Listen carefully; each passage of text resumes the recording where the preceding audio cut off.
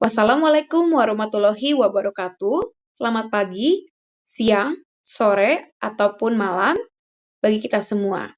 Yang terhormat Ibu Puspita selaku dosen pengampu mata kuliah TTKI dan teman-teman yang saya kasihi, perkenalkan nama saya Gloria Christine Ruth, NIM 154240092, akan mempresentasikan tentang laporan karya tulis ilmiah yang berjudul tentang perancangan transportasi ramah lingkungan Civitas Akademi di dalam kampus ITB Jatinangor.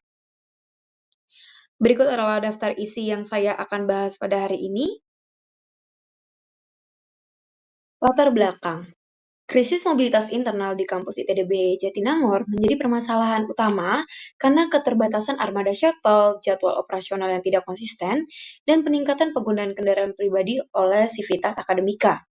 Hal ini menyebabkan inefisiensi waktu, ketidaknyamanan, dan dampak negatif terhadap kesehatan serta produktivitas mahasiswa. Penggunaan kendaraan pribadi yang meningkat juga menimbulkan masalah baru, seperti kemacetan, kesulitan parkir, dan peningkatan emisi gas buang yang bertentangan dengan visi Green Campus ITB Jatinangor. Oleh karena itu, diperlukan inovasi sistem transportasi internal yang efisien, nyaman, ramah lingkungan, dan berkelanjutan. Sebagai solusinya, dikembangkanlah ITB Ekoras, sebuah sistem kendaraan otomatis berbasis rel yang ditenagai panel surya. Ekoras diharapkan dapat menjadi solusi mobilitas kampus yang inovasi, inklusif, dan mendukung tercapainya visi kampus hijau ITB Jatinangor. Selanjutnya adalah rumusan masalah. Permasalahan utama yang dihadapi dalam sistem transportasi internal kampus ITB Jatinangor adalah kurangnya jumlah shuttle yang beroperasi di dalam kampus. Hal ini berdampak pada keterlambatan mahasiswa dan menimbulkan kerugian dari sisi efisiensi maupun kenyamanan. Berdasarkan kondisi tersebut, rumusan masalah dalam penelitian ini adalah sebagai berikut. Yang pertama, apa saja faktor utama yang menyebabkan krisis transportasi internal di kampus ITB Jatinangor? Yang kedua, bagaimana karakteristik moda transportasi kampus yang efisien, adaptif, dan ramah lingkungan?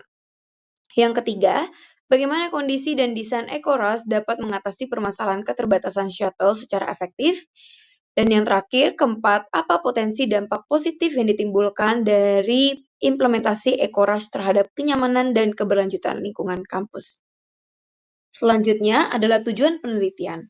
Yang pertama, mengidentifikasi permasalahan transportasi internal di lingkungan kampus ITB Jatinangor. Yang kedua, merumuskan kriteria moda transportasi kampus yang efisien, fungsional, dan berkelanjutan.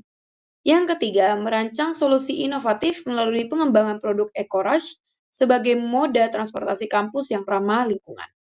Dan yang terakhir, mengevaluasi potensi dampak implementasi Ekorush terhadap peningkatan mobilitas, kenyamanan, dan keberlanjutan di kampus. Selanjutnya adalah metode penelitian. Penelitian ini mengadopsi pendekatan kualitatif dan berfokus pada pengumpulan data.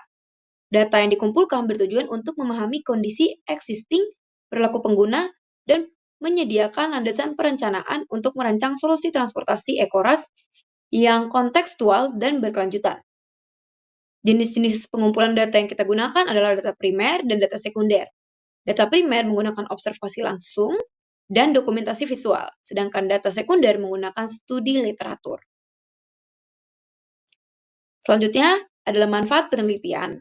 Yang pertama adalah manfaat akademis, menjadi contoh penerapan rekayasa dan desain dalam masalah akademik, serta menjadi referensi untuk penelitian sejenis tentang transportasi internal kampus dan konsep Green Campus. Selanjutnya adalah manfaat praktis, menyediakan solusi transportasi internal kampus yang efisien, nyaman, dan berkelanjutan, guna mengurangi ketergantungan mahasiswa terhadap kendaraan pribadi, mempermudah mobilitas civitas akademika, dan mengurangi potensi keterlambatan serta kelelahan mahasiswa. Dan yang terakhir, manfaat lingkungan dan sosial.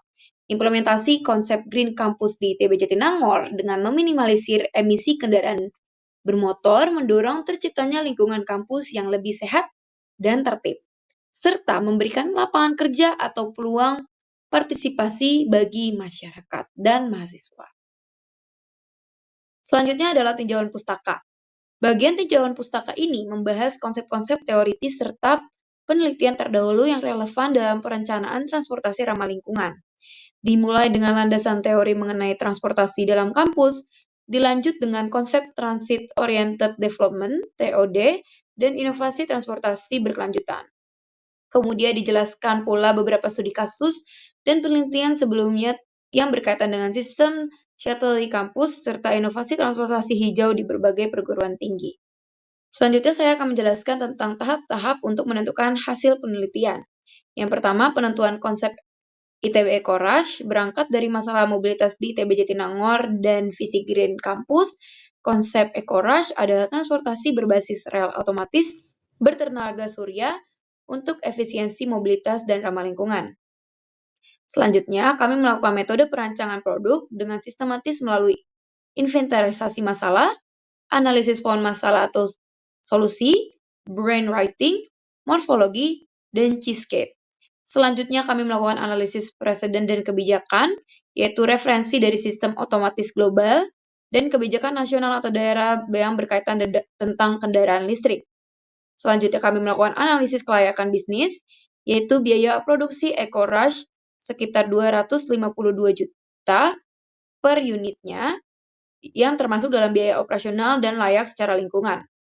Dan terakhir adalah bisnis model Canva, BMC, yang mencakup key partner, key activities, value proposition, customer relationship, customer segment, key resources, channel, cost structure, and revenue stream.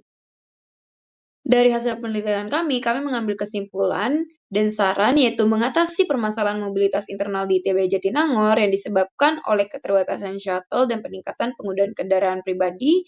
Penelitian ini merancang ITB Courage, sebuah kendaraan otomatis berbasis rel tenaga surya yang mengedepankan efisiensi, kenyamanan, dan berkelanjutan energi. Meskipun layanan ini akan diberikan secara gratis, analisis menunjukkan kelayakan sosial dan ekonomi proyek dengan return on social investment sekitar 195%.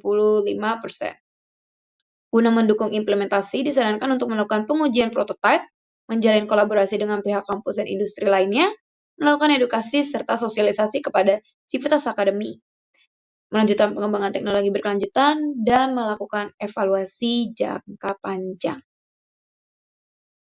Sekian dari presentasi saya. Jika ada salah kata, mohon maaf. Sekian, terima kasih.